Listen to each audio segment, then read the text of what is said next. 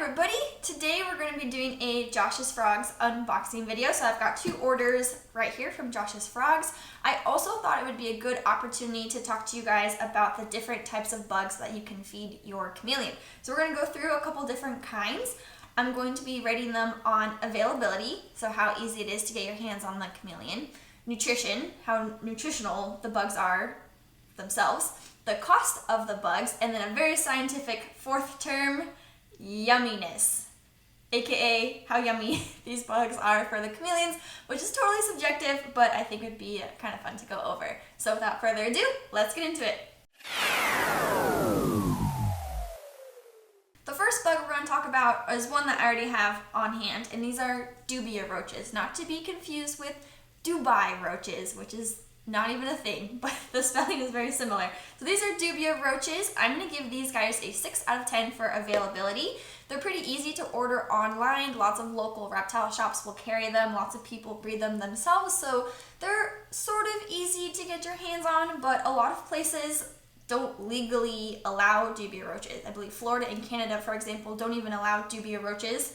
As far as nutrition, I'm going to give these guys a 10 out of 10. They're high in protein, low in fat. They have a big belly, big relative to a bug, so they can hold lots of gut load. Cost, I'm going to give these guys a, I think, 7 out of 10. Looks at notes real quick. 6 out of 10. 6 out of 10 for cost. They're a little bit pricey, but I think they're worthwhile.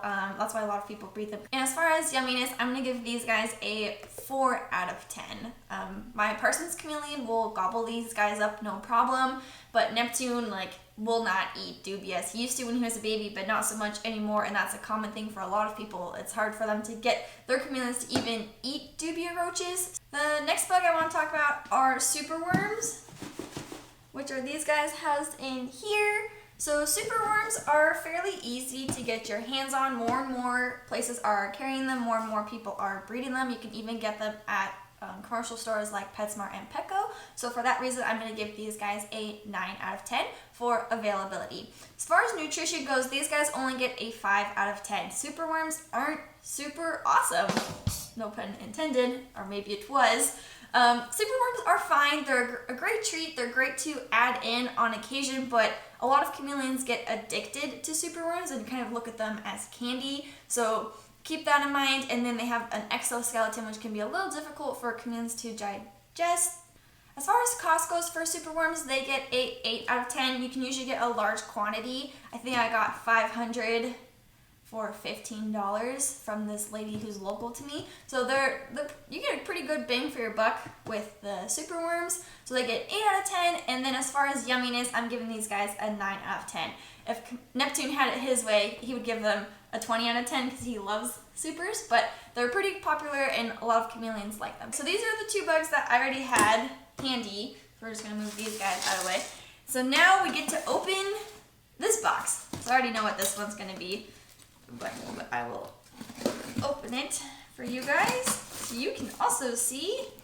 Whoop. Try not to cut myself. What could it be? Let's see. None other than Hornworms. Oh, okay. Hornworms. Ooh, these guys are so little. So these are Hornworms. They're the big, juicy blue worms that you'll see on Instagram and YouTube that are very common with reptiles. So as far as availability, I'm going to give Hornworms an 8 out of 10. More and more places are carrying Hornworms. They're fairly easy to come across online. Even places like Petco and PetSmart are starting to sell these little snack cups where you can buy 1 or 2 Hornworms at a time. As far as nutrition goes, I'm going to give them a 6 out of 10.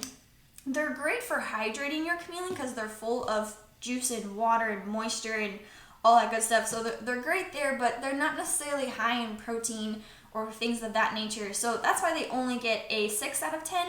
These should be used as a treat, not necessarily as something you would feed daily. But once a week, or if you're wanting to bond with your chameleon and get them to associate you with treats, then Hornworms are a great option. As far as cost, I'm going to give these guys a 2 out of 10. They're pretty expensive.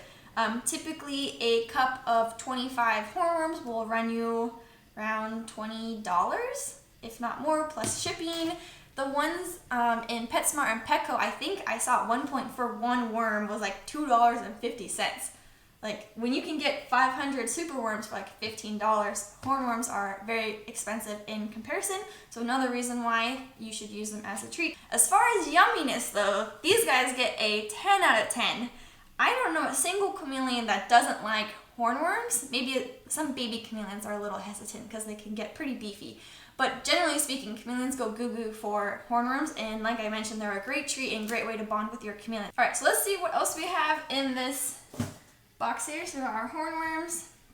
Okay, so we have a few goodies in this one here.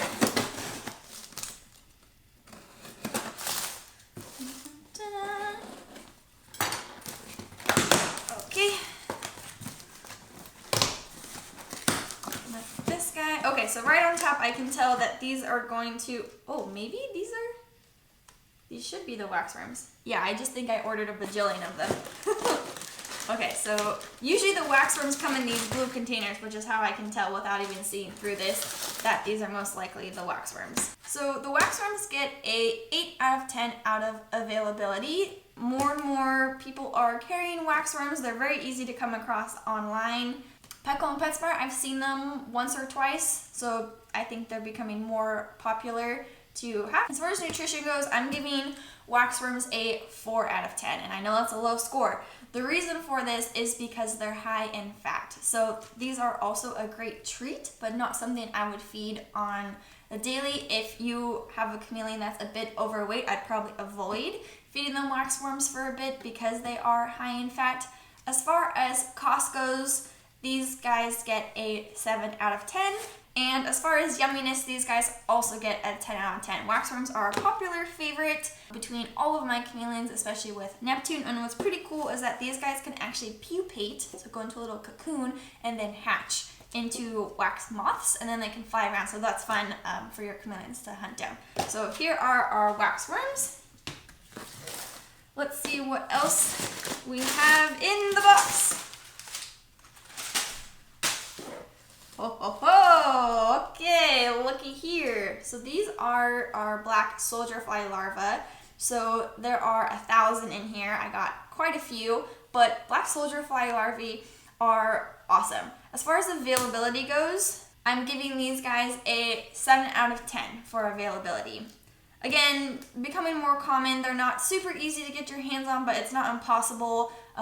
Black soldier fly larvae are very similar to phoenix worms, so if you see those, that's in the same family as the black soldier fly larvae. As far as nutrition goes, these guys are getting a 10 out of 10. Black soldier fly larvae are great feeders. They are high in calcium and low in phosphorus, so you don't even have to dust these guys with supplements. You can if you want, but you don't need to. I usually will toss them in with a bunch of feeders and then get supplements on them just by accident. But these guys are great, great, great feeders. As far as cost goes, these guys get an 8 out of 10. They can be a little bit pricey, but again, if you buy them in larger quantities, it lowers the cost. You can actually put black soldier fly larvae in your fridge to kind of make them last longer, because what will end up happening is just like the waxworms, they will pupate and hatch into black soldier flies. So, you know, 2 for 1 is kind of how I look at it. That's the benefit of having a chameleon that will eat flying food. As far as yumminess factor, these guys get an 8 out of 10. All my chameleons love these guys. They're one of the first to go. Luna in particular is a sucker for the black soldier flies. She loves to hunt them down and track them down, so these guys get an 8 out of 10. So that's going to be it for my Josh's Frogs order and the bugs I have currently on hand. But I also want to talk to you guys about a few other feeders very quickly. So the first is going to be blue bottle flies. These are great to add enrichment to your chameleon's life, but as far as availability goes, these guys get a 2 out of 10. Josh's Frogs is the only online place that I know of currently that carries blue bottle flies. I do have a store local to me that just started carrying them, so that's awesome. But before they started carrying them, it's hard to get your hands on. As far as nutrition goes, I'm going to give blue bottle flies a 5 out of 10. They're not terrible, they're not great. I think they're more just kind of a fun feeder because they do fly around quite a bit. They're hard to gut load because they are flies, and they're also hard to supplement because they are flies. I'm going to give them an 8 out of 10 for cost. They're pretty cost effective, and as far as yumminess goes, I'm giving them a 9 out of 10. My chameleons love to hunt them down, especially Luna. She just has a thing for the flies. She loves tracking them down. The next worm that I want to talk about that I don't have with me are Butterworms, and I don't have them with me because I don't actually buy these. Josh's Frog sells them online, a local shop to me sells them, but you're not going to find Butterworms typically in like a Petco and PetSmart. So as far as availability, these guys get a 5 out of 10.